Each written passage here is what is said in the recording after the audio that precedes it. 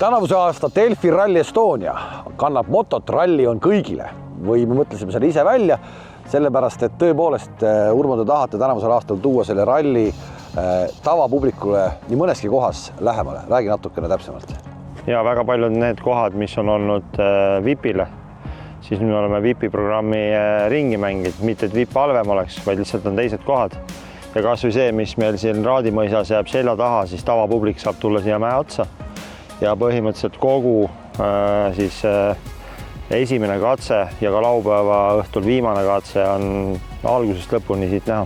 Selle mäe pealt, kus me praegu hetkel oleme, siis tõepoolest on see katse kõik algusest lõpuni näha. Ja kõik, kes ostavad pileti, võivad siia mäe otsa ronida.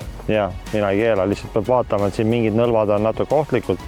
Need me markeerime ära, aga tõesti seda väga äge vaadata ja näebki kogu trassi. Ja see on siis 2 korda käib katse siit läbi? Käib neljapäeva õhtul ja laupäeva õhtul viimase katsena. Aga see pole ainukene koht, mis toob ralli tavainimesele väga-väga lähedale. Lähme järgmisesse kohta.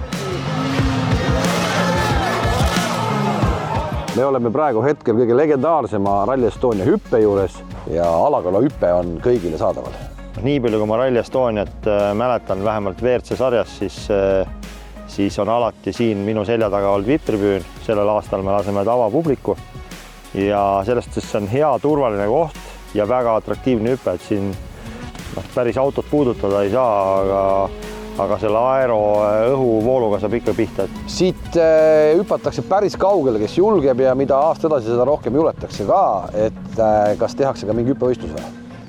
Teeme hüppevõistluse ja hüpped kindlasti saavad olema üle 30 meetri, eks julgemad lähevad püüdma seda 40 meetrit, aga me ei saa seda soovitada, et eks rallisõitjad ise peavad otsustama, aga vägevad õhulennud ja see on kindlasti üks mu lemmikkohti. Ralli on kõigile ja sellel aastal ka Leigo ääres. Kui Leigo on muidu olnud selline kas Power Stage'i lõpp ja siin on olnud palju siis taas jälle VIP-külalisi, siis sellel aastal igaüks, kes ostab oma rallipassi, saab ka Leigol rallit jälgida. Ja just siin nagu VIP-mäe otsas, kust on pikalt vaadata nii katse stardi poole kui ka finiši poole. Ja siit tuleb läbi meil mis katse? Reedel tegelikult jällegi reede pärastlõunal siis Kambja katse 2 korda järjest ja siit edasi lähme juba Elvasse.